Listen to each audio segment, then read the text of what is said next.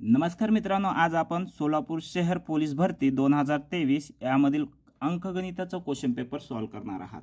तर त्यामधील प्रश्न पहिला, 5 क्रमवार संख्यांची सरासरी 48 आहे, तर पहिल्या व शेवटच्या संख्येचा गुणाकार किती हे आपल्याला काढायचे आहे। बघा, सरासरी म्हटल्यावरती सरासरी म्हणजे मध्य, सरासरी म्हणजे त्या आतमधली संख्या, म्हणजे त्यांच्या बरोबर मधली संख्या, याला आपण सरासरी म्हणतो। बघा काय म्हटलेलं आहे आपल्याला, 5 संख्या म्हटलेलं आहे। काय म्हटलेलं आहे, 5 संख्या। तर मधली संख्या मिळालेली असेल तर क्रमवार संख्या म्हटले, काय म्हटले, क्रमवार। त्या 5 मधली एक संख्या बीच मधली मिळाली असेल आपल्याला, मध्यभागची, तर मध्यभागची मिळाली, तर या साईडला किती असतील, 2 संख्या असतील आणि या साईडला 2 संख्या असतील। तर क्रमवार म्हटलं, याच्या अगोदरची क्रमवार संख्या किती, 47, आणि याच्या अगोदरची किती, 46, याच्या नंतरची 49 आणि दुसऱ्या क्रमांकाची 50। मग आपल्याला काय म्हटलेलं आहे, फर्स्ट संख्या आणि लास्ट संख्या ह्यांचा दोघांचा काय म्हटलेला आहे, गुणाकार म्हटलेला आहे। मग आपण गुणाकार करून घेऊ, 50 गुणिले 46, 50 गुणिले 46, ह्या दोघांचा गुणाकार केला तर काय येते बघा, हे शून्यला शून्य, 5 × 30, हातच्याला 3, 5 × 20, 20 × 3 = 23, म्हणजे 2300 हे आपलं उत्तर आहे। कळालं मित्रांनो। दुसरा, दर साल दर शेकडा 10 दराने 15,000 रुपये मुद्दलाचे 3 वर्षात होणारे सरळ व्याज व चक्रवाढ व्याज यात फरक किती। बघा मित्रांनो, हा प्रश्न आपण 3 ते 4 प्रकारे लिहू शकतो, म्हणजे सॉल्व करू शकतो, पण आपण 2 प्रकारे याचं सॉल्व करू। बघा, आता गृहीत धरा मित्रांनो, आता काय आहे, व्याज किती टक्के आहे, 10% आहे, आणि किती वर्षासाठी म्हटले हो, 3 वर्षासाठी म्हटले।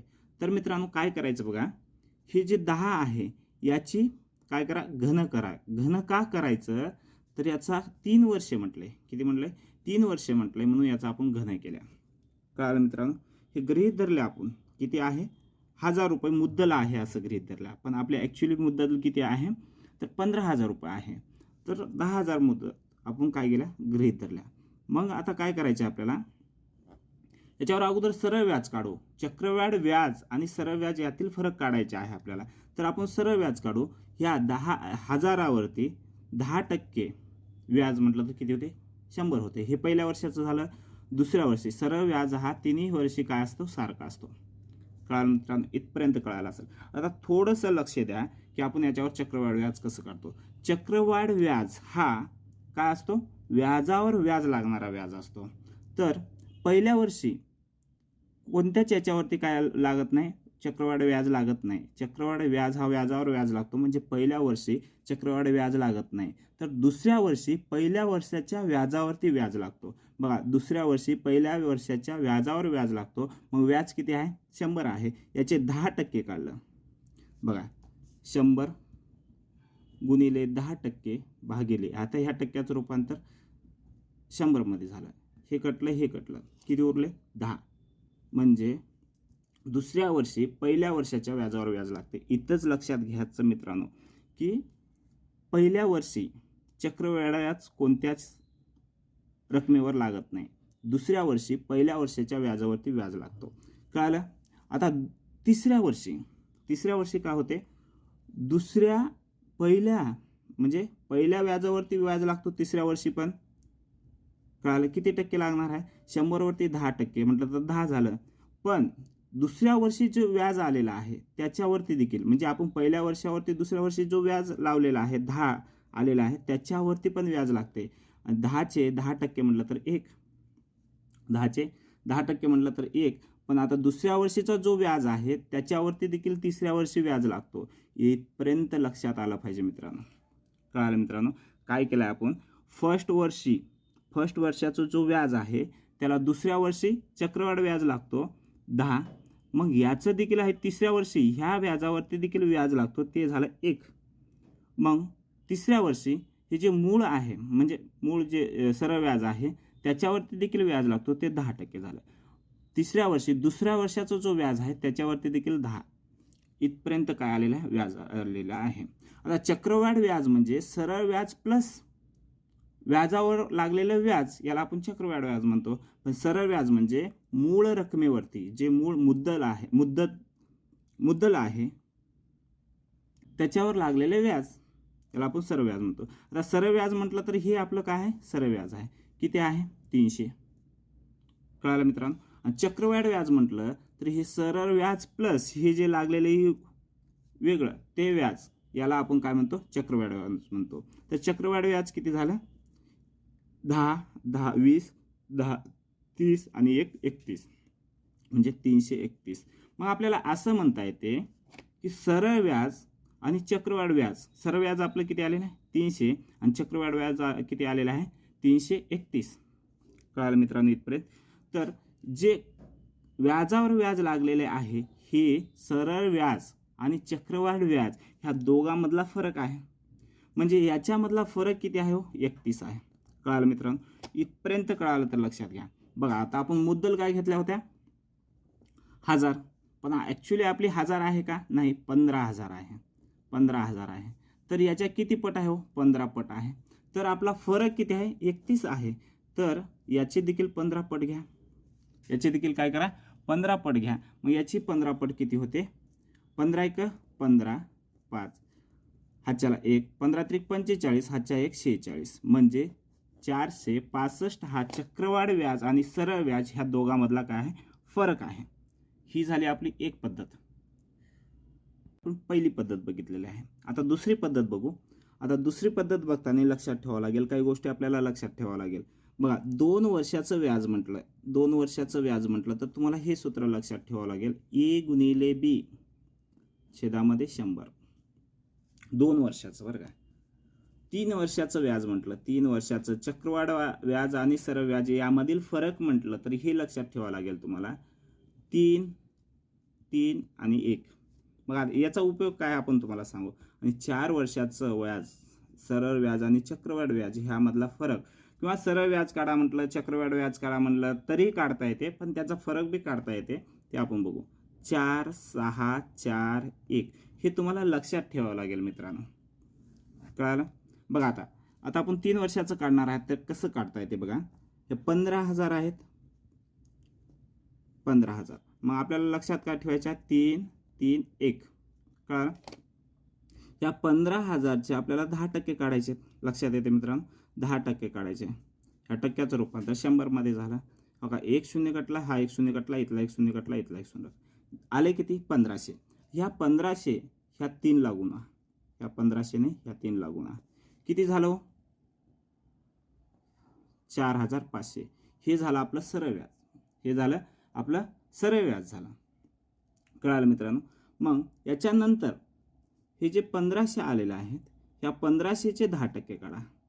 ह्या 1500चे काय करायचे आपल्याला, 10% काढायचे आहेत. मग हे 2 शून्य कटले, हे 2 शून्य कटले, याचा गुणाकार 10 केला तर किती आले, 150. ह्या 150 ह्या 3 लागून, 150 ने 3 लागून किती आले इथे, 450. कळालं मित्रांनो. मग आता उरले किती हो, 150. इथं याचा व्याज किती आलेला आहे, 150. हे 150 याचे 10% काढा. किती काढणार आहे, 10%. हे कटलं, हे कटलं, हे कटलं, उरले 15. 15 ह्या 1 ने गुणा, 15ला ह्या 1 ने गुणा, किती झाले हो आपले, 15. तर मित्रांनो लक्षात घ्या, हे जे फर्स्टला जो आलेले उत्तर आहे हे आपलं सरळ व्याज आहे. आणि हे जे 2 आहेत, हे 2 जे आलेले आहेत सेकंडचे, हे आपल्याला सरळ व्याज आणि चक्रवाढ व्याज यामधला काय आहे, तो फरक आहे. सरळ व्याज आणि चक्रवाढ व्याज यामधला फरक आहे, लक्षात आलं. मग आपल्याला काय म्हटलं, सरळ व्याज आणि चक्रवाढ व्याज मधला फरक काढा म्हटलं तर ह्या दोघांची बेरीज करा. काय करा, ह्या दोघांची बेरीज करा, 5, 6, 4, म्हणजे 465 हे सरळ व्याज आणि चक्रवाढ व्याज यामधला फरक आहे. म्हणून आपल्याला उत्तर पर्याय क्रमांक 4 हे सांगता येते. बघा मित्रांनो, यापेक्षा दुसऱ्या 2 पद्धतीने करता येतात, परंतु आपल्याला वेळेचं बंधन असल्यामुळे ह्या 2 पद्धतीपैकी कोणतीही पद्धत वापरा जी सर्वात सोपी आहे. पहिली पद्धत ही ऑथेंटिक आहे, कोणत्याही गणिताला, कोणत्याही प्रकारच्या गणिताला ते लागू पडते, त्याच्यामुळे ते लक्षात ठेवा. इथे कसं आहे हे लक्षात ठेवा, एखादी वेळेस विसरून जाते, यापेक्षा तेच लक्षात ठेवा. इथे 4 वर्षाचं विचारलं, 5 वर्षाचं विचारलं असेल तर त्याची वेगळ्या पद्धतीने हे लक्षात ठेवावं लागेल, त्यापेक्षा पहिली पद्धत वापरा. तिसरा, एका मोटरसायकलीच्या टाकीतील पेट्रोल 10 दिवस पुरते, तर दररोज 25% जास्त पेट्रोल वापरले तर ते किती दिवस पुरेल. बघा मित्रांनो, इथं काय केलेलं आहे, आता पेट्रोल किती आहे आपल्याला माहित नाही, पण आपण गृहीत धरू किती आहे, 100 लिटर आहे. किती आहे, 100 लिटर. हे 100 लिटर पेट्रोल 10 दिवस पुरते. 10 दिवस पुरते.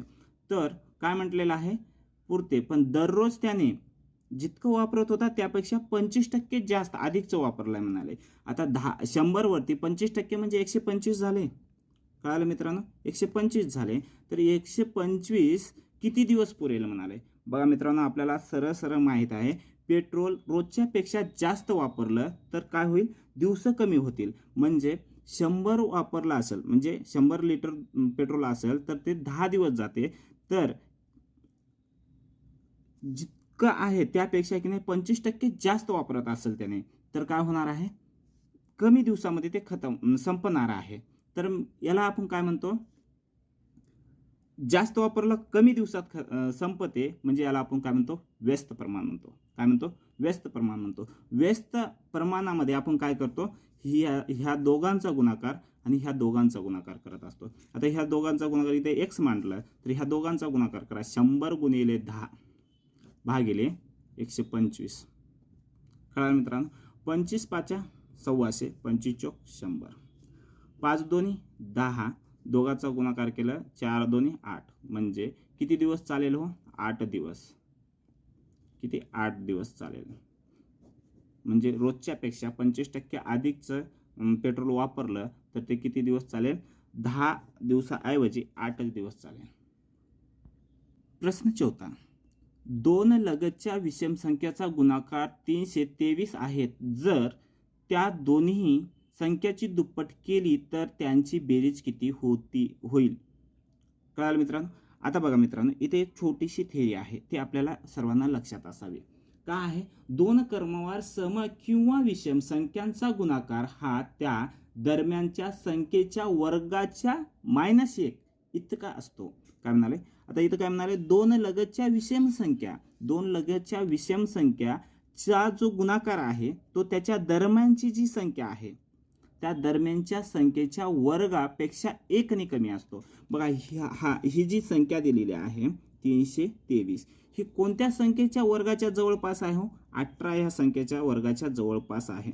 तर बघा, 18चा वर्ग काय म्हटलं, बघा थेरी काय सांगते, दोन विषम संख्या असेल, सपोज दोन विषम संख्या 5 आणि 7 असेल, तर ते काय सांगते, ह्या दोघांच्या दरम्यान जी संख्या आहे 6 याचा वर्ग करा आणि वर्गामधून 1 काढलं तर ह्या दोघांच्या गुणाकारा इतकी काय असते, ती संख्या असते. बघा मित्रांनो, आता वजा केलं तर काय आलं, 35, आणि ह्या दोघांचा गुणाकार केलं 7 5 35, म्हणजे बरोबर येते का नाही उत्तर, लक्षात आलं.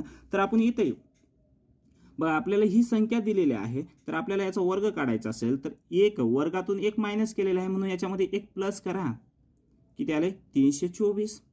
हा 324 कोणत्या संख्येचा वर्ग आहे, 18च्या. म्हणजे विषम संख्या ही संख्या त्या दोन विषम संख्येच्या दरम्यानची आहे, तर ते दोन विषम संख्या काय असतील, एक 17 आणि दुसरी 19 असेल. कळालं मित्रांनो, इथपर्यंत कळालं. बघा, आता काय म्हटलंय, त्या दोन संख्यांची दुप्पट करा म्हणाले. त्या दोन संख्याची दुप्पट, 17 दोन्ही 34, 19 दोन्ही 38. ह्या दोघांची बेरीज करा, 12 हातच्याला 1, 3 3 6 आणि 1 7, म्हणजे काय आलेलं आहे आपलं, तर 72 आलेले आहे. कळालं मित्रांनो. बघा मित्रांनो, आता आपण बघणार आहात प्रश्न 5वा. प्रश्न 5वा, 6 पुरुष किंवा 8 मुले एक काम 24 दिवसात पूर्ण करतात. तेच काम 7 पुरुष आणि 12 मुले मिळून किती दिवसात करतील. बघा मित्रांनो, इथे काय म्हटलेलं आहे, एक तर 6 मुलं 24 दिवसात काम करतात, किंवा एक तर इथं काय सांगितलेलं आहे, 6 पुरुष 24 दिवसात काम करतात किंवा 8 मुले 24 दिवसात काम पूर्ण करतात. म्हणजे 6 पुरुष 24 दिवसात जे काम पूर्ण करतात तेच काम 8 पुरुष 24 दिवसात पूर्ण करतात. हे लक्षात आलं मित्रांनो. म्हणजे 6 पुरुष जेवढं काम करतात तितकं काम कोण करतात, 8 मुलं करतात. म्हणजे आपल्याला प्रमाण काय मिळालं, 6 पुरुष बरोबर 8 मुलं. बघा, याला संक्षिप्त करू आपण, 6 बेचोक 8, म्हणजे 3 पुरुष जेवढे काम करतात तेवढेच 4 मुलं काम करतात. मग आपल्याला नंतर काय म्हटलेलं आहे, 7 पुरुष आणि 12 मुले, म्हणजे 7 पुरुष आणि 12 मुले दोघं मिळून काम करत आहेत. तर आपल्याला काय करायचं आहे, इथे काय दिले, दोघांपैकी एकट्याने काम केलंय म्हटलेलं आहे. तर आपल्याला काय करायचं आता, एकतर पुरुष काम करतील इथं किंवा मुलं काम करतील. मग आपल्याला काय करावं लागेल, ह्या पुरुषांचं मुलामध्ये रूपांतर करा किंवा मुलांचं पुरुषामध्ये रूपांतर करा. ते रूपांतर कसं करायचं, तर आपल्याला इथं प्रमाण दिलेलं आहे. कळलं, 3 पुरुष जे काम करतात ते 4 मुलं करतात. तर 7 पुरुष तर 12 मुले, आपण काय करू, मुलांचं पुरुषामध्ये रूपांतर करू. 12 मुले जेवढं काम करतात त्या तुलनेमध्ये किती पुरुष, म्हणजे 12 मुलाच्या तुलनेमध्ये किती पुरुष काम करतील हे आपल्याला काढायचं आहे. तर इथे आपण एक्स पकडला. बघा, पुरुषांच्या खाली पुरुषांची संख्या घ्या, मुलांच्या खाली मुलांची संख्या घ्या. मग आपण काय करणार आहे, याचा तिरकस गुणाकार करा. 3 गुणिले 12 छेदामध्ये 4, 4 त्रिकम 12, 3 त्रिक 9, म्हणजे 12 मुलांच्या जागी किती पुरुष काम करतील, 9 पुरुष काम करतील. म्हणजे आपल्याला इथे मिळालेलं आहे, इथे 9 पुरुष. किती मिळालेले आहेत, 9 पुरुष. मग आता इथे किती झाले हो, 9 × 7 16, 16 पुरुष झाले. मग आपल्याला इथे संख्या कोणाची घ्यावी लागेल, पुरुषांची संख्या घ्यावी लागेल. 6 पुरुष 24 दिवसात पूर्ण काम करतात, तर 16 पुरुष किती दिवसात पूर्ण करतील हे आपल्याला काढायचे आहे. एक्स. बघा, जेव्हा पुरुष कमी असतील तेव्हा जास्त दिवस लागतील आणि पुरुष जास्त वाढतील, म्हणजे मजूर जास्त वाढतील, तेव्हा लागणारे दिवस हे कमी असतील. म्हणजे याचं प्रमाण काय होत आहे, व्यस्त होत आहे. तर व्यस्त प्रमाणामध्ये आपण काय करतो, समान संख्येचा काय करतो, गुणाकार करत असतो. 6 गुणिले 24 छेदामध्ये 16. किंवा आपण दुसऱ्या पद्धतीने काय करतो, 6 पुरुष 24 दिवसात काम करतात, तर 16 पुरुष किती दिवसात काम करतात, ह्या पद्धतीने हे करायचे आपल्याला. किंवा आपण ते काम काळ वेग याच्यामध्ये आपण कोणता प्रकार वापरतो. मग आता प्रश्न नाही दिसला तर चालतंय. एम गुणिले टी गुणिले डी छेदामध्ये डब्ल्यू, M1 गुणिले T1 गुणिले डे एफ. ह्या प्रकारे आपण हे करणार आहात. तर ह्या पद्धतीने म्हणजे आपल्याला व्यस्त प्रमाण आहे का समप्रमाण आहे हे कळत नसेल तर मग ह्या पद्धतीने करा. पण ते कळालं असेल तर आपण काय करायचं, सरळ ह्या दोघांचा गुणाकार भागिले हे असं करता येते आपल्याला. बघा, 8 दोन्ही 16, 8 त्रिक 24, 2 त्रिक 6, 3 त्रिक 9, म्हणजे किती दिवसात होईल, 9 दिवसात काम होईल. किंवा ते नाही समजलं तर बघा, मजूर किती आहेत, 6. टाइम दिलेला आहे का, नाही. किती दिवसात करायला, 24 दिवसात काम करत आहेत. कळालं. मग आपल्याला किती काम झालं, एक काम. कळालं मित्रांनो. पण दुसरं काय म्हणाले, तेच काम काय, किती मजूर किती आहेत, 16 मजूर किती दिवसात काम पूर्ण करतात माहीत नाही, छेदामध्ये 1. कळालं. मग आता अंशामधली संख्या कळते. 8 दोन्ही 16, 8 त्रिक 24, 2 त्रिक 6, 3 त्रिक 9, म्हणजे किती होते, 9 दिवस होत आहेत. किती होत आहेत, 9 दिवस. 9 दिवसात काय ते काम पूर्ण होत आहे. कळालं मित्रांनो. 6 दोन स्थानातील अंतर 540 किलोमीटर आहे. किलोमीटर असून अ स्थानापासून सकाळी 8:30 वाजता सुटलेल्या गाडीचा वेग ताशी 60 किमी असेल व त्याच वेळी ब स्थानावरून सुटलेल्या गाडीचा वेग 75 किमी आहे, तर त्या गाड्या किती वाजता एकमेकींना भेटतील. बघा मित्रांनो, ए स्थान आणि बी स्थान, इथून इथपर्यंत गाडी येत आहे आणि सकाळी 8:30 वाजता एक गाडी सुटलेली आहे आणि त्याच वेळेस बी स्थानाहून बी काय केलेलं आहे, त्याच वेळेस म्हणजे 8:30 वाजताच इथून एक गाडी सुटलेली आहे. कितीच्या स्पीडने हो, 60 किलोमीटर पर आवर्स. 60 किलोमीटर पर आवर्सच्या स्पीडने. आणि इथून डी स्थानाहून सुटलेली गाडी आहे 75 किलोमीटर पर आवर्स. तर हे एकमेकीला इथे कुठेतरी मिळतील. तर आपल्याला काय काढायचे आहे, ते किती वाजता मिळतात हे आपल्याला काढायचे आहे. बघा, एक लक्षात घ्या मित्रांनो, 2 गाड्या परस्पर विरुद्ध दिशेने येत असेल तर वेगांची बेरीज होते.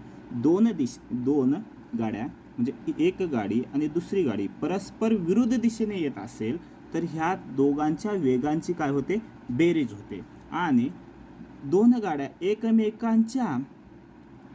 एकमेकाच्या परस्पर म्हणजे एकाच दिशेने जात असतील, एकाच दिशेने जात असतील तर वेगाची काय होते, वजाबाकी होते. हे इतकं लक्षात असावं मित्रांनो. कळालं?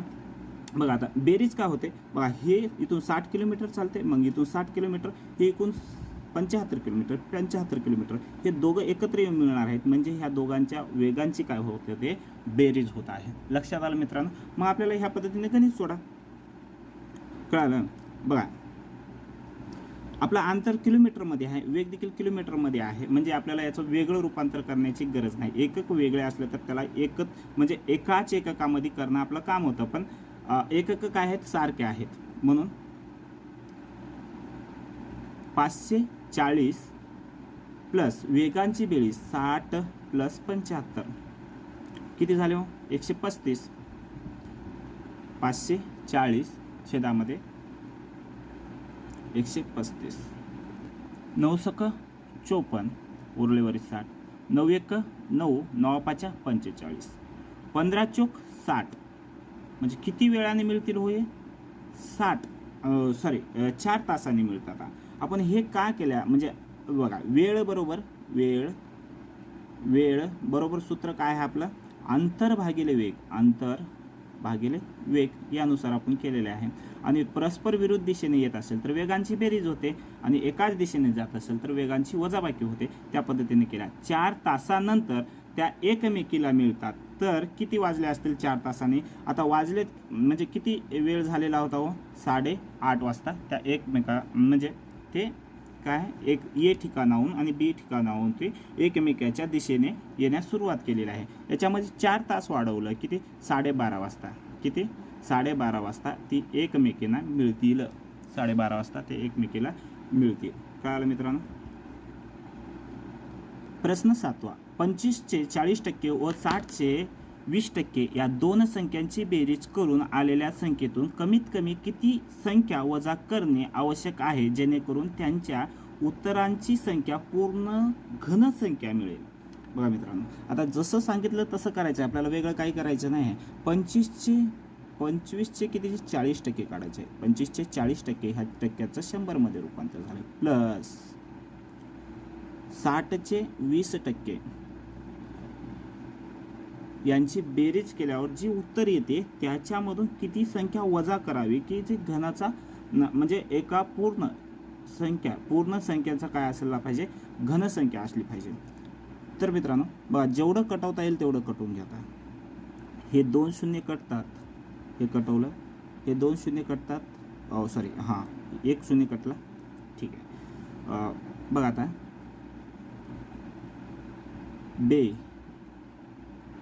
5 दोन्ही 10, 5 5 25, 2 दोन्ही 4 म्हणजे वर एक इथे दोघाचा गुणाकार केला 10 प्लस 12 किती झाले हो, 22 झाले. किती झाले, 22.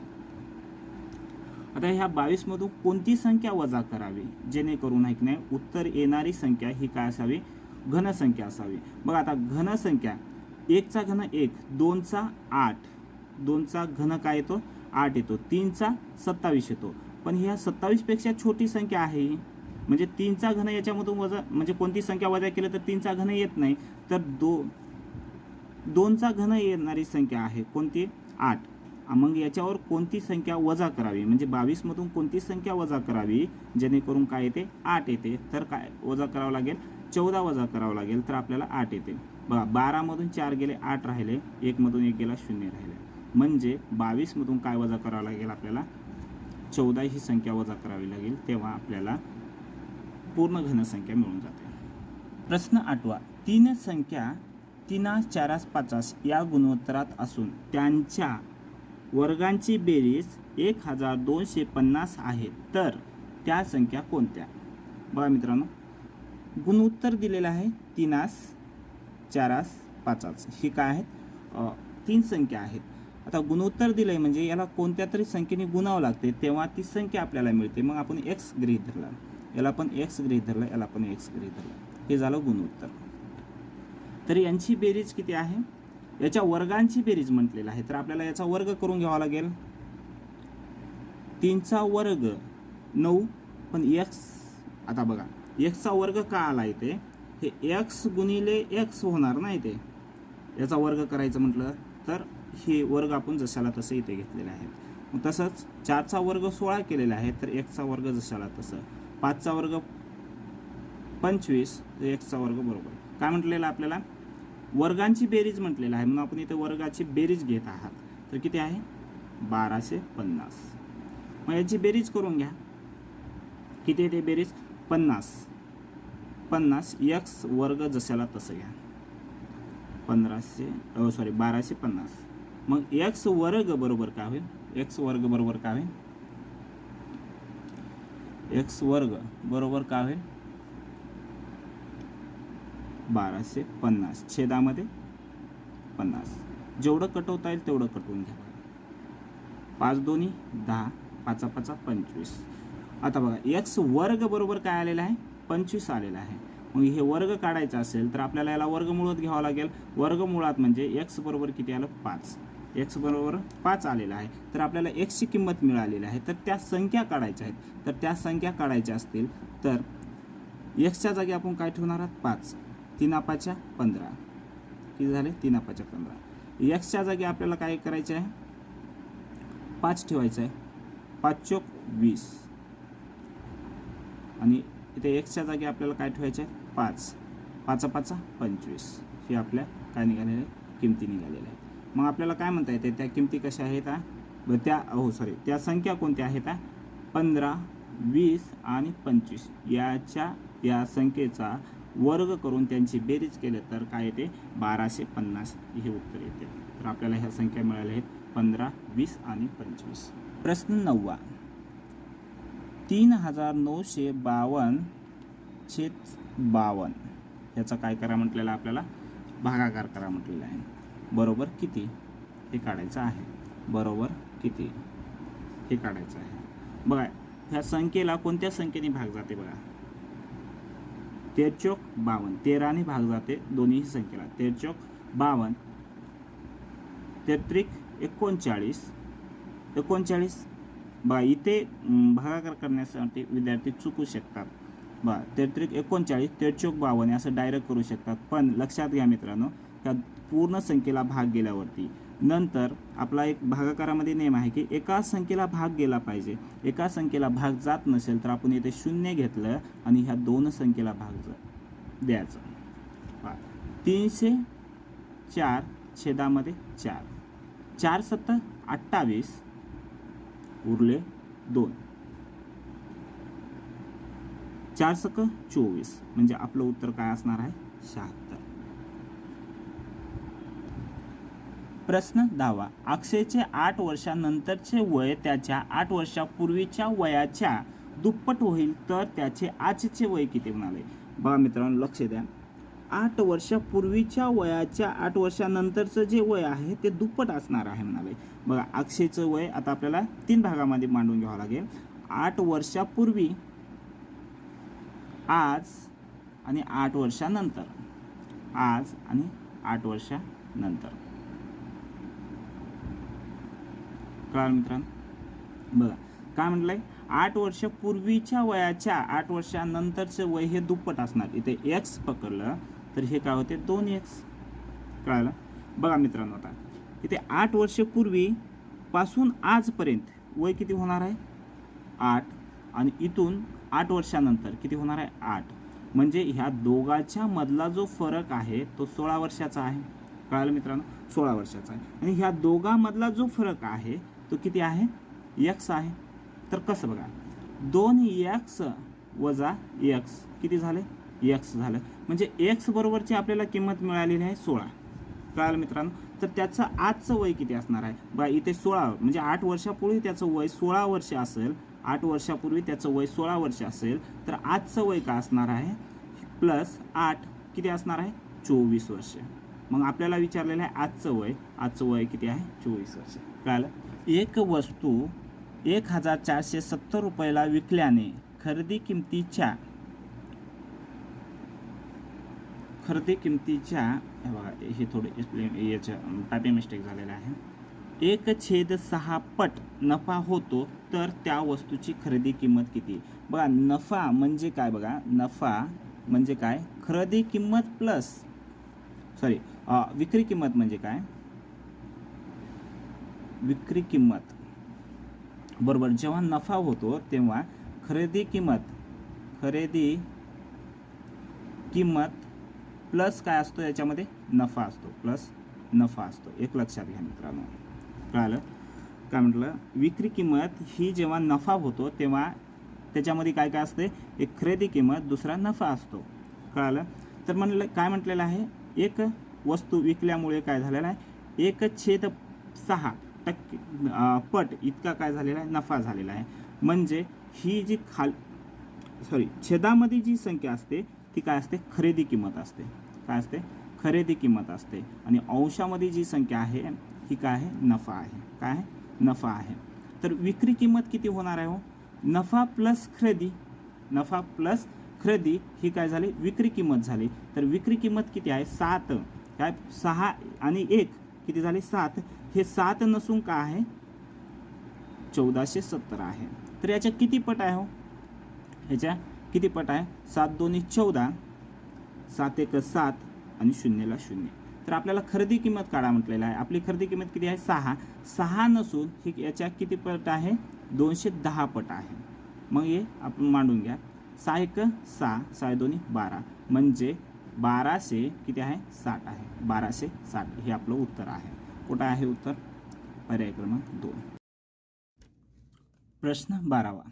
180 मीटर लांबीची आगगाडी 144 किलोमीटर प्रति तास या वेगाने गेल्यास तिच्या मार्गातील खांब किती वेळात ओलांडेल? बघा मित्रांनो, एखादी आगगाडी असेल आणि एखाद्या खांबाला किंवा एखाद्या व्यक्तीला ओलांडत असेल तर ती स्वतःची जी लांबी आहे तेवढंच अंतर पार करत असते. बघा मित्रांनो, ही खांब आहे, तर ही ओलांडत असेल तर ही काय करणार आहे, हे हिचा एवढाच अंतर काय करत असते, पार करत असते. बघा, हे पाठीमागचा भाग आणि हा समोरचा भाग, इतकंच अंतर पार करत असते. म्हणजे ह्या जे आगगाडी आहे हिचं अंतर किती आहे, 180 मीटर आहे. म्हणजे 180 मीटर पूर्ण करण्यासाठी किती वेळ लागेल, ज्या आगगाडीचा 144 किलोमीटर प्रति तास इतका वेग असताना, हे आपल्याला काढायचे आहे. बघा मित्रांनो, आता लक्षात घ्यायचं आहे, हे जे अंतर आहे, वेग जो आहे किलोमीटरमध्ये दिलेला आहे आणि अंतर जो दिलेला आहे, अंतर म्हणजे ह्या आगगाडीची जी लांबी आहे तितकाच अंतर आपल्याला पूर्ण करायचं आहे. तर त्याचं जे एकक आहे ते सारखं करून घ्या. बघा मित्रांनो, हे गणित आपण 2 प्रकारे सोडू शकतो. एक,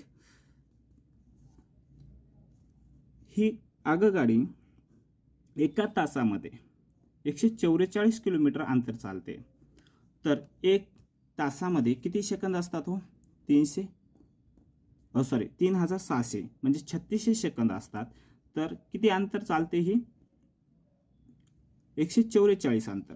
बघा, हे सेकंदामध्ये असेल तर आपल्याला इथे काय करावं लागेल, एकक हे मीटरमध्ये घ्यावं लागते. कारण आपण एकक काय लिहितो, मीटर प्रति सेकंद, किलोमीटर पर आवर्स. म्हणजे अंतर किलोमीटरमध्ये असेल तर ते आवर्समध्ये पकडतो आणि मीटरमध्ये असेल तर सेकंदमध्ये पकडतो. तर आपण इथे सेकंद घेतल्या, 3600 सेकंद, तर याला काय करावं लागेल, किलोमीटरमध्ये रूपांतर करावं लागेल. तर किलोमीटरमध्ये रूपांतर करताना काय करायचं, त्याला 1000 ने गुणायचं, ते किलोमीटरचं मीटरमध्ये रूपांतर होते. कळालं मित्रांनो. मग आपल्याला इतकं लक्षात आलं, 3600 सेकंदामध्ये किती, 1,44,000 किलोमीटर अंतर चालते. मीटर किलोमीटर आहे का, नाही, मीटर अंतर चालते. तर 180 मीटर किती, 180 मीटर पूर्ण करण्यास ह्या गाडीला किती वेळ लागेल, हे काय वेळाचं एकक आहे, हे मीटरचं एकक आहे. तर किती वेळ लागेल हे काढायचं असेल तर आपण काय करणार आहात, आता तिरकस गुणाकार करणार आहात. काय करणार आहात, तिरकस गुणाकार. 3600 गुणिले 180 छेदामध्ये 1,44,000. बघा मित्रांनो, ह्या ज्या संख्या जरी मोठ्या दिसत असेल तर आपल्याला याचा भागाकार करण्यासाठी कुठला अडचण येणार नाही, लक्षात घ्या. बघा, हे 3 शून्य कटले, 1 2 3 शून्य कटले. 18 दोन्ही 36, 18 8 84. बे चोक 8. मग आता उरलंय का हो, वरी 18 खाली 4. 4 चोक 16, उरले 2. इथे पॉईंट दिला, इथे झाले 20, 4 पंचे 20. म्हणजे 4.5 सेकंद इतक्या अंतरामध्ये ती गाडी स्वतःला काय करते, पूर्ण म्हणजे ओलांडते, म्हणजे एका खांबाला ओलांडते. कळालं मित्रांनो, ही एक पद्धत झाली. आता दुसऱ्या पद्धतीने करायचं असेल तर इथे काय म्हटलेलं आहे बघा, 180 मीटर आणि इथे 144 किलोमीटर. ह्या जो किलोमीटर आहे त्याला आपल्याला काय करावं लागेल, मीटरमध्ये रूपांतर करावं लागेल. याचं मीटरमध्ये रूपांतर करताना आपण काय करतो, 5/18. 5/18. कळालं मित्रांनो, हे जे एकक आपण कशासाठी वापरतो, म्हणजे वेळ आणि किलोमीटर याचं रूपांतर करण्यासाठी. तर किलोमीटरचं मीटरमध्ये रूपांतर करायचं असेल तर त्याला काय करायचं, 5/18 काय करायचं, गुणायचं. आणि मीटरचं तर किलोमीटरमध्ये रूपांतर करायचं असेल तर त्याला काय करायचं, 18/5 गुणायचं. बघा हे लक्षात कसं ठेवायचं, बघा एखादं हे एकक आहे किलोमीटरचं, आपल्याला मीटरमध्ये रूपांतर करायचं आहे. किलोमीटरचं मीटरमध्ये करताना म्हणजे मोठ्या एककाचं आपण लहान एककामध्ये रूपांतर करायला, म्हणून हे लहान जे आहे म्हणजे 5, 18पेक्षा 5 लहान आहे, ते वरती घ्यायचं, अंशामध्ये घ्यायचं. आणि किलोमीटर म्हणजे मीटरचं तर किलोमीटरमध्ये रूपांतर करायचं असेल तर मीटरचं किलोमीटर म्हणजे लहानचं मोठ्यामध्ये रूपांतर करायचं असेल तर मोठी संख्या काय करायचं, वरती घ्यायचं, म्हणजे 18. कळालं मित्रांनो. मग आपल्याला किलोमीटरचं मीटरमध्ये रूपांतर करायचं आहे म्हणून काय केलं आपण, 5 वरती घेतलेलं आहे. 18 8 84. ह्या दोघांचा गुणाकार केला तर 40 मीटर पर सेकंद इतकं काय आहे, याचा वेग आहे. काय केलं आपण, किलोमीटरचा वेग हा मीटरमध्ये रूपांतर केला. हे कळालं मित्रांनो. आता आपल्याला काय करायचं आहे, हां वेळ काढायचा आहे. वेळ काढायचा आहे. वेळ बरोबर काय आहे आपलं सूत्र, अंतर भागिले वेग. अंतर भागिले वेग. कळालं मित्रांनो. आता बघा प्रश्न नाही दिसला तर बघा, अंतर किती आहे हो आपलं, 180 आणि वेग किती आहे, 40 मीटर पर सेकंद. हे शून्य कटले, हे शून्य कटले. 4 चोक 16, उरले 2. पॉईंट दिल्यामुळे 20 झाले. 4 पंचे 20 सेकंद. हे आपलं उत्तर आहे. ह्या दोन्हीपैकी कोणत्याही पद्धतीने करा मित्रांनो, हे तुमचं उत्तर न चुकता येऊन जाईल. प्रश्न 13वा. एका 225 मीटर लांब रांगेमध्ये 26 झाडे समान अंतरावर लावलेली आहेत. पहिले आणि शेवटचे झाड त्या रांगेच्या दोन्ही टोकांना असेल तर त्या रांगेतील सलग असलेल्या कोणत्याही 2 झाडातील अंतर किती, हे आपल्याला काढायचे आहे. बघा मित्रांनो, याच्यावरून आपण एक उदाहरण घेऊ. सपोज किती आहे, 15 मीटर लांबी असेल. 15 मीटर लांबीच्या रांगेवरती एक रांग आहे, त्याच्यावरती आपल्याला 4 झाडे लावायचे आहेत. किती, 4 झाडे लावायचे आहेत. आणि या टोकाला आणि या टोकाला 1 झाड लावलेले आहे. तर बीचमध्ये किती लावणार आपण, तर किती अंतरावरती म्हणजे 2 सलग असणाऱ्या 2 झाडामधील अंतर किती आहे हे काढायचं असेल तर आपल्याला किती, बघा अंतराचे झाडं किती आहेत, 1 2 3. अंतर किती आहेत, 3च आहेत. 1 2 3. म्हणून आपल्याला ह्या 15ला काय करावं लागेल, 3ने भागावं लागेल. तर आपल्याला काय मिळते, ह्या 2 झाडामध्ये सलग 2 झाडामधलं अंतर मिळते. कळालं मित्रांनो. 3 5 15. त्याचप्रमाणे आपल्याला काय करावं लागेल, मग आता किती, जितके झाडं आहेत त्यापेक्षा जे 4 झाडं आहेत त्याच्यामधून 1 मायनस केलं तर 3ने आपल्याला 15ला म्हणजे एकूण जी लांबी आहे त्याला भागलं तर आपल्याला 2 झाडामधला सलग 2 जे झाड आहेत त्याच्यामधला अंतर मिळालेलं आहे. त्याचप्रमाणे हे देखील गणित करू आपण. एकूण झाडे किती येतात, 26. त्यामधून 1 मायनस केलं, किती राहिले, 25 राहिले. आता 1 मायनस का करत आहात आपण, तर हा जो झाड आहे, हा जो प्रथम झाड आहे, याच्यामध्ये अंतर किंवा याच्यामध्ये दुसरा कुठला अंतर येते का, नाही. फर्स्टला हे झाड अधिकचं लावलेलं गेलेलं आहे, त्याच्यामुळे आपण 1 वजा करत आहात. हे 25 225 किती अंतर किती आहे, 225 भागिले 25. मग कितीचा भाग जातो, 9चा भाग असतो. म्हणून 2 सलग 2 जे झाड आहेत त्याच्यामध्ये अंतर किती असणार आहे, 9 इतका अंतर असणार आहे. प्रश्न 14. एक पाण्याची टाकी एका नळाने 6 तासात भरते तर दुसऱ्या नळाने 8 तासात रिकामी होते. जर दोन्ही नळ एकाच वेळी चालू केले तर भरलेली टाकी किती वेळात रिकामी होईल? बघा, हे प्रश्न सोडताना मित्रांनो आपण दोन पद्धतीने सोडू शकतो. बघा, एक पद्धत ए गुणिले बी भागिले ए वजा बी ह्या पद्धतीने सोडता येते. बघा, ए गुणिले बी 4. ए म्हणजे पहिली नळ आणि दुसरा नळ जितक्या तासाने पूर्ण भरते ते, आणि ह्या दोघांची वजाबाकी केलं 6 वजा 4 बरोबर काय येते बघा, 6 चोक 24 छेदामध्ये 2. हे कटवलं किती आलं 12 तास. म्हणजे 12 तासामध्ये ती टाकी काय होते रिकामी होते. ही एक पद्धत झाली. तर बघा, दुसरी पद्धत कॉन्सेप्टवर आधारित आहे मित्रांनो. हे सूत्राच्या सहाय्याने सोडलं. हे सूत्र ह्याच कॉन्सेप्टवर बनलेले आहे. बघा, दुसरी पद्धत बघू. एक टाकी 6 तासात भरते आणि दुसरी टाकी 4 तासामध्ये रिकामी होते. तर ही टाकीमध्ये किती लिटर पाणी मावते हे आपल्याला माहीत नाही. तर याची लसावी काढा. लसावी आलेली आहे 12. काय 12. तर 6 तासात रिकामी होते 12 लिटर, म्हणजे एका तासाला किती 2. 6 दोन्ही 12. 2 लिटर भरल्या जाते. तर 12 लिटर कॅपॅसिटी असणारी टाकी 4 तासात रिकामी होते, म्हणजे एका तासाला किती रिकामी होते 4 त्रिकम 12, 3 लिटर रिकामी होते. आता भरलेली टाकी आहे, काय टाकी भरलेली आहे, तर दोन्ही नळ एकदा सुरू केलेले असेल. दोन्ही नळ काय केलं एकदा सुरू केलेले असेल तर 2 लिटर भरते तर 3 लिटर काय होते खाली होते. म्हणजे 1 लिटर अधिकचं काय होत आहे खाली होत आहे. म्हणजे 12 लिटर आहे भरलेले, त्याच्यामधला प्रत्येक तासाला 1 लिटर खाली होत आहे. म्हणजे किती तासामध्ये ती टाकी काय होईल रिकामी होईल? तर किती 1 कटवलं तर किती होते 12 तासात. काय 12 तासात ती टाकी काय होईल रिकामी होईल. हे असं आपल्याला सांगता येते. पर्याय क्रमांक 1. प्रश्न 15.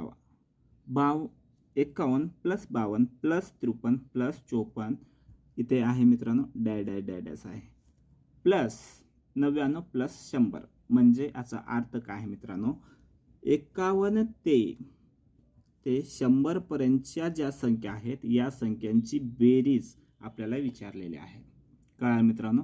बघा, हे जे संख्या आहेत ते क्रमवार आहेत, सम आहेत का विषम आहेत हे लक्ष घ्या. हे संख्या काय आहेत क्रमवार संख्या आहेत. 51 पासून 100 पर्यंत जेवढ्या संख्या आहेत त्यांची आपल्याला बेरीज करायची आहे. तर क्रमवार संख्यांची बेरीज करण्यासाठी किंवा विषम संख्या किंवा समसंख्याची बेरीज करण्यासाठी तुम्हाला एकच सूत्र सांगितलेलं आहे. ते सूत्र तेवढं लक्षात असू द्या. तुम्हाला समसंख्या विचारू द्या, विषम संख्या विचारू द्या किंवा क्रमवार संख्या विचारू द्या, त्यांच्या सर्वांची बेरीज करण्याची एकच पद्धत आहे. त्या पद्धतीने तुम्ही जा, तुमचं कोणतेही गणित चुकणार नाही. एकापेक्षा जास्त गोष्टी लक्षात ठेवण्यापेक्षा एकच लक्षात ठेवा, सगळ्या प्रकारचे गणित त्याच्यामध्ये सॉल्व्ह होतील.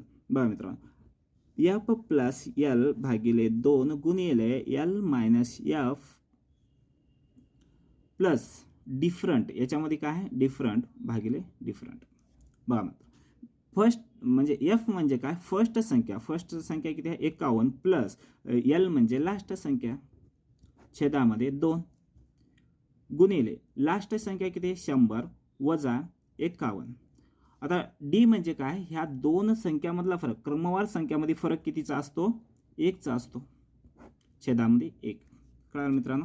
बघा आता इथे किती झाले 151 छेदामध्ये 2 गुणिले हे कटलं म्हणजे 51 मधून 1 गेलं, हे मायनस आहे 1 प्लस आहे, तर किती राहिले 50 राहिले. 50 100 मधून 50 गेले 50 राहिले, तर हे कटलं सॉरी बेचा भाग बसला 50ला किती 25चा. मग ह्या दोघांचा गुणाकार करून घ्या. काय करा दोघांचा गुणाकार करून घ्या. 51 गुणिले 25, 25 एक 25 हातच्याला 2, 25 5 सव्वाशे 2 127 हातच्या 12, 25 एक 25 हे 27, 27 आणि 37. उत्तर काय आलेलं आहे 3775. 3775 कुठे आहे 1. कळालं मित्रांनो? ह्या प्रकारे तुम्ही गणित करू शकता. फक्त हे सूत्र लक्षात ठेवा, समसंख्या असेल विषम संख्या असेल किंवा क्रमवार संख्या असेल त्यांची काय करायचं बेरीज करता येते. ह्या प्रश्न 16. 0.0009 या संख्येचे वर्गमूळ खालीलपैकी कोणती संख्या असेल हे काढायचे आपल्याला. बघा मित्रांनो, 0.0009 यांचं काय काढा म्हटलेलं आहे, वर्गमूळ. तर अशी संख्या असेल तर मित्रांनो लक्षात घ्या, वर्गमूळामध्ये जितक्या संख्येनुसार शून्य असेल, जितक्या संख्येनंतर पॉईंट असेल तर ते पॉईंट काय होते, निम्म होते. वर्ग म्हटल्यावरती निम्म करा, किंवा तुम्हाला लक्षात घ्या किती नंतर पॉईंट आहे हो, 1 2 3 4 4 आहेत पॉईंट. तर वर्ग म्हटलं तर 2 ने याला भागायचं, किती 2 नंतर. म्हणजे आता उत्तरामध्ये काय करायचं, 2 नंतर पॉईंट द्यायचं. किंवा इथे आहे की नाही 6 नंतर पॉईंट असेल, आपल्याला त्याचा घनमूळ काढा म्हटलेला असेल. सपोज आता आपण काय करतोय, घनमूळ, आणि पॉईंट 6 नंतर असेल तर घनमूळ म्हटलं तर त्याला 3 ने काय करायचं, भागायचं. मग 3 नंतर पॉईंट द्यायचं. आपल्याला इथं घनमूळ म्हटलेलं आहे का, नाही, वर्गमूळ म्हटलेलं आहे. तर आपण वर्गमूळानुसार जाऊ. किती नंतर आहे पॉईंट, 4 नंतर आहे. 4 ला 2 ने भागलं, काय राहिले 2. आपल्याला काय करायचं, आता 2 संख्येनंतर पॉईंट द्यायचा. तर आता इथे लक्षात घ्या, याचा वर्गमूळ काय हो, 9चा वर्गमूळ काय आहे, 3 आहे. मग किती संख्येनंतर आपल्याला काय द्यायचं, पॉईंट द्यायचे आहे, तर 2 नंतर. म्हणून आपलं उत्तर काय आलेलं आहे, 0.03. आता प्रत्येकाला याचं वर्गमूळ माहीत आहे, परंतु पॉईंट कुठे येतो हे माहीत नसेल तर लक्षात घ्या मित्रांनो, किती पॉईंट नंतर आहे, 4. तर 4 ला वर्गमूळ म्हणल्यावर 2 ने भागा, 2 संख्येनंतर काय करा, पॉईंट द्या. प्रश्न 17वा, ए ही एक समसंख्या आहे तर ए नंतर येणारी 38वी विषम संख्या कोणती. बघा मित्रांनो, अशा प्रकारचे गणित आपण अगोदर झालेल्या याच्यामध्ये कन्सेप्च्युअल घेतलेले आहात प्रश्नपत्रिकेमध्ये. ते प्रश्नपत्रिका बघून घ्या, तरी पण इथे सांगितलं जाईल तुम्हाला. बघा, ए ही समसंख्या आहे, ए ही समसंख्या आहे, या नंतरची आपल्याला 38वी विषम संख्या काढायची आहे. तर समसंख्या इथे असेल तर अगोदर काय करा, विषम संख्या काढून घ्या. याच्यामधली विषम संख्या, याच्या नंतरची पहिली विषम संख्या काय होईल, समसंख्येमध्ये 1 मिसळल्यावरती पहिली विषम संख्या मिळेल आपल्याला. म्हणजे a + 1 बरोबर काय मिळालेलं आहे आपल्याला, समोरची पहिली विषम संख्या मिळालेली आहे. म्हणजे ह्या 38 मधून ही 1 गेल्यावरती किती राहिलेले आहेत, 37 राहिलेत. म्हणजे आता मिळालेली संख्या आपली विषम संख्या आहे. मग आपल्या समोरची जी विषम संख्या मिळणार आहे, या दोघांमध्ये फरक कितीचा राहणार आहे, 2चा फरक राहणार आहे. हेच आपल्याला काढायचं होतं. कळालं मित्रांनो. मग आता काय होणार आहे, 2चा फरक राहणार आहे. 2चा फरक राहणार आहे म्हणजे आता बघा लक्षात घ्या, a + 1 ही पहिली विषम संख्या झाली.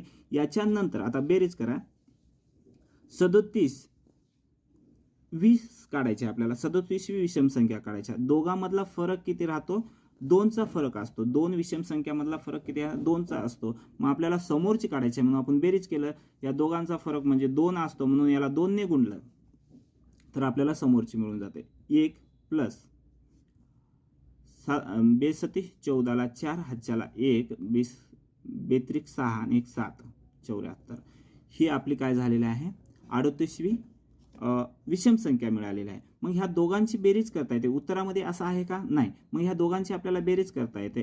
a + 74 + 1 75.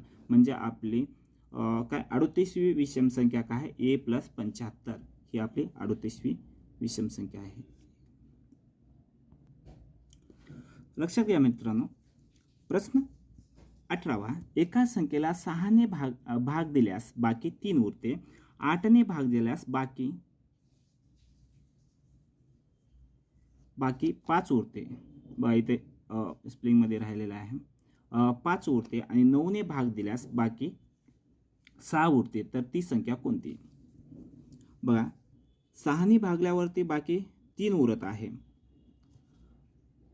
8 ने भागल्यावरती बाकी 5 उरत आहे, आणि 9 ने भागल्यावरती बाकी 6 उरत आहे. यांची काय करा, वजाबाकी करा. बघा, याची वजाबाकी केल्यावरती सारखी संख्या येते का, बघा. तर येत असेल तर कोणत्या पद्धतीने करायचं सांगतो. 6 मधून 3 गेले, 3 उरले. 8 मधून 5 गेले, 3 उरले, आणि 9 मधून 6 गेले, 3 उरले. लक्षात आलं मित्रांनो. मग आता हे इथं लक्षात ठेवा फक्त. बघा, आता ज्या संख्येने भाग जाते ती संख्याचं काय करा, लसावी काढा. 8 आणि 9.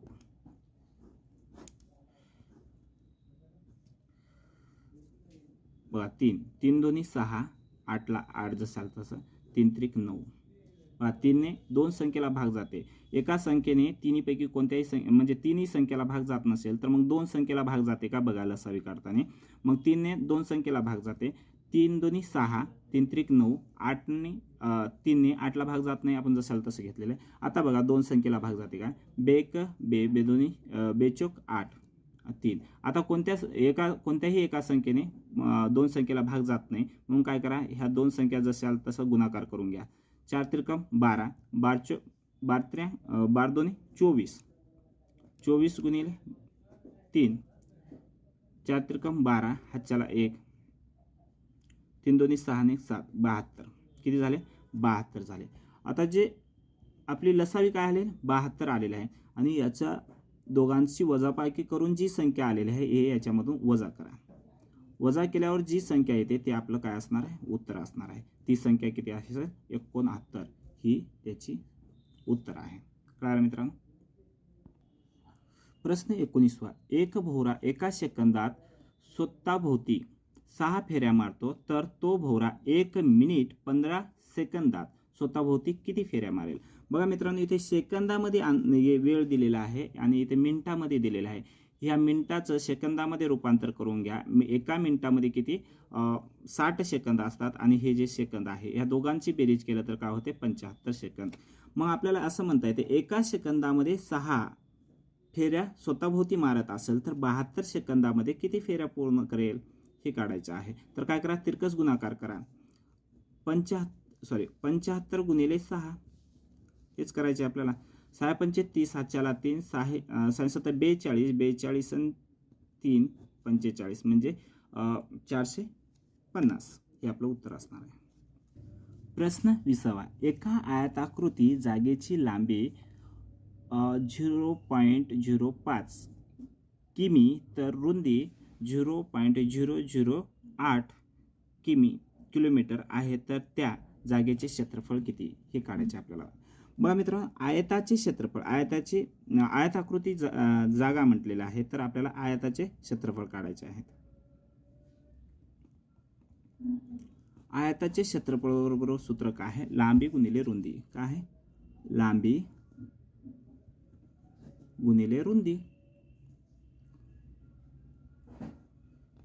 बघा लांबी काय दिलेली आहे, 0.05 गुणिले रुंदी काय दिलेली आहे, 0.008.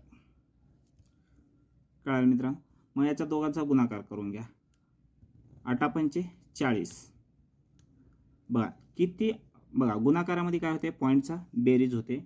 1 2 3 इथे किती अंकानंतर आहे, 3 नंतर, आणि 1 2 इथे 2 नंतर. मग किती अंकानंतर आपल्याला पॉईंट द्यायच्या, 5 अंकानंतर. 1 2 3 4 5 हे जे अंतर आहे किलोमीटर स्क्वेअरमध्ये आहे. क्षेत्रफळ आपलं काय झालेलं आहे, किलोमीटर चौरस मीटरमध्ये झालेलं आहे. तर याला आपल्याला 1 किलोमीटर चौरस मीटर. तर आपल्या उत्तरामध्ये हे ऑप्शन आहे का बघा. बघा हे 0 लिहिणं गेलं तरी चालते. हे ऑप्शन आहे का उत्तरामध्ये, आहे. कुठे, इथे. आता दुसरं काय म्हटलेलं आहे, चौरस मीटरमध्ये पण उत्तर दिलेलं आहे. तर याचं आपण काय करू, चौरस मीटरमध्ये म्हणजे मीटरमध्ये रूपांतर करू. 0.0004 याचं आपल्याला मीटरमध्ये रूपांतर करायचं असेल तर याला कितीने गुणावं लागेल, 1000ने गुणावं लागेल. 1000ने गुणलं तर आपलं उत्तर काय येते, 0.4 येते. हे पर्यायामध्ये आहे का, नाही. म्हणून आपलं उत्तर काय येणार आहे, फक्त 2. उत्तर काय येणार आहे, 4 नंबरचा, फक्त 2 हे उत्तर. प्रश्न 21वा. बघा मित्रांनो, 3640 भागिले 14 गुणिले 16 प्लस 340 वजा 4 गुणिले 3 हे प्रश्न आहे. इथे मिस्टेकमध्ये थोडी चुकीचं झालेलं आहे. बघा मित्रांनो, असे गणित सोडताना आपल्याला फक्त बोर्डमास लक्षात असावं. त्याच्यामध्ये सांगितलेलं आहे ब्रँकेट दिलेलं आहे का, नाही. त्यानंतर काय म्हटलेलं आहे, भागाकार करा, त्याच्यानंतर गुणाकार करा, बेरीज आणि वजाबाकी हा क्रमाने आपल्याला करावं लागणार आहे. काय, भागाकार, त्याच्यानंतर गुणाकार, नंतर बेरीज, नंतर वजाबाकी हा क्रम आपल्याला हे गणित सोडताना या प्रकारे प्रक्रिया करायची आहे. बघा मित्रांनो, अगोदर काय करा, भागाकार करा. आता ह्या दोघाला कशाने भाग जातो? 7 दोन्ही 14, 7 5 35, इथला एक इथं उरला 7 दोन्ही 14, इथे राहिले 520. आता याच्याने भाग जाते तर भाग देऊन घ्या. 2 दोन्ही 4, एक उरला 20 कम 12, 0 ला 0. ह्या दोघांचा गुणाकार करायचा आपला. आता 226 गुणिले 16, 16 0 0, 16 सकी 96, 96 ला 6, हाच्याला 9, 16 दोन्ही 32, 32 सन 9, किती झाले? 41 प्लस बघा आता इथपर्यंतचे प्रक्रिया केली आपण. काय झालं? 4160 प्लस 340 वजा ह्या दोघांचा गुणाकार करून घ्या 12. बघा आता बेरीज असेल त्यांची दोघांचं बेरीज सॉल्व करून घ्या. 4160 प्लस 340, 0 ला 0, हे 2 10, हाच्याला 1, 4 आणि 1 5, हे झाले 4550. हो 4500. याच्यामधून 12 वजा करायचे आहेत आपल्याला. 12 वजा करा. बघा 0 मधून 2 जात नाही, एकाला एक इकडे घेतला, इथे झाले 100, 100 मधून इथला एक इकडे घेतला तर इथे झाले 10, 10 मधून 2 गेले 8, इथे राहिले 9, 9 मधून 1 गेला 8 आणि इकडला एक इकडे घेतला होता तर किती झाले? 4488. हे आपलं उत्तर आहे. चला मित्र, प्रश्न 22वा बघा मित्रांनो. आता याच्यामध्ये हे जे दिलेलं असते हे गुणोत्तराचं काय चिन्ह आहे आणि जेव्हा 2 टिंब अशा प्रमाणात दिलेले असतात त्याचा अर्थ होते बरोबरीचं चिन्ह. बघा मित्रांनो, गुणोत्तर हे आपण छेद आणि अंशामध्ये लिहिता येते. 2/3 छेदामध्ये, याचं काय करायचं? छेदामध्ये 5/6 बरोबर 8/7 छेदामध्ये काय दिलेलं आहे का? नाही, A/B असं आपण गृहीत धरू. कळलं मित्रांनो? मग आपल्याला काय करायचं? आता सॉल्व करायचं आहे. 2/3 गुणिले हे जे छेदामध्ये आहे ते काय होईल? अंशामध्ये जाईल. आता अंशामध्ये जाताना काय होते? अंशाचा छेद छेदाचा अंश होते बरोबर 8/7. हे देखील काय होते? अंशाचा छेद छेदाचा अंश. कळलं मित्र?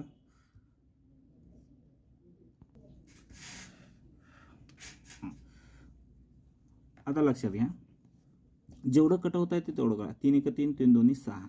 मग गुणाकारामध्ये अंश अंशाचा गुणाकार छेदाचा गुणाकार होते. आपण इथे मांडून घेऊ. 4 छेद राहिले 5 बरोबर 8/7 गुणिले B/A. लक्षात आलं मित्रांनो? मग आता काय करायचं? ही संख्या इकडे घेऊन या. मग येताना काय होईल? बरोबरीच्या इकडे येताना जे गुणाकारामध्ये आहे ते भागाकारामध्ये आहे ते गुणाकारामध्ये. A/B ही जशाला तसं जिथल्या तिथे ठेवा. 8/7 आणि ही जे आहे ते बरोबरीच्या पलीकडे आणि काय होणार आहे?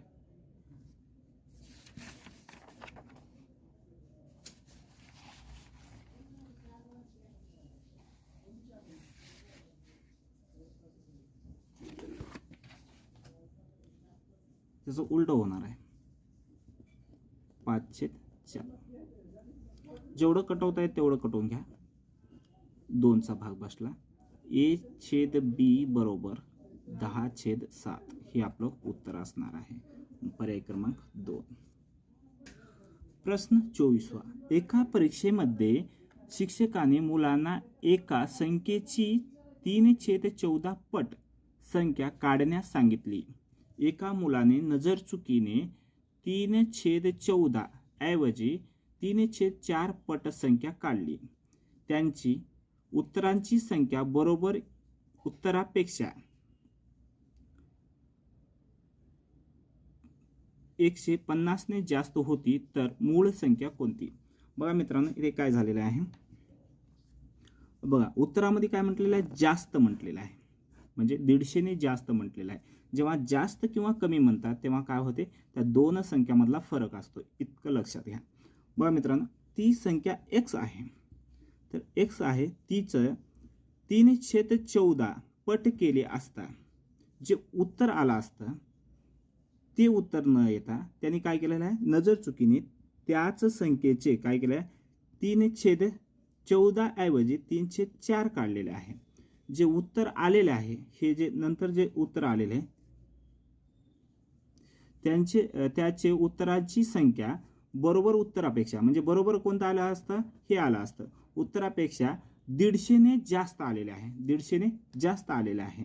म्हणजे ही जी संख्या आहे, म्हणजे ह्या x ह्या संख्येने म्हणजे 3/4ने जी काय त्याचं प्रमाण काढले असता तर हे जास्त येते यापेक्षा.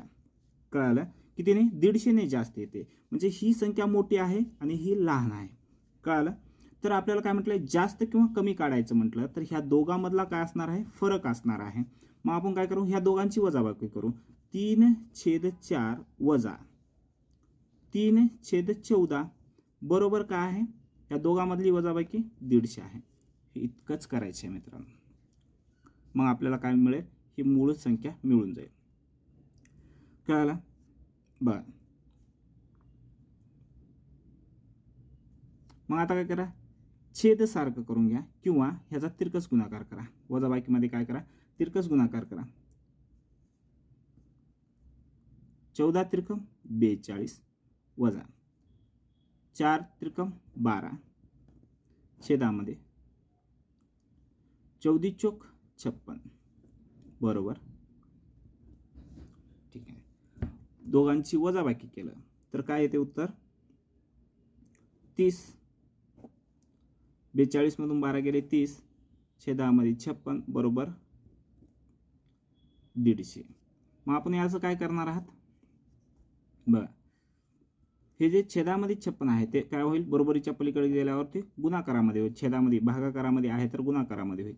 150 गुणिले 56 आणि छेदामध्ये काय, हे जे अंशामध्ये आहे इकडे येऊन काय होईल, छेदामध्ये जाईल.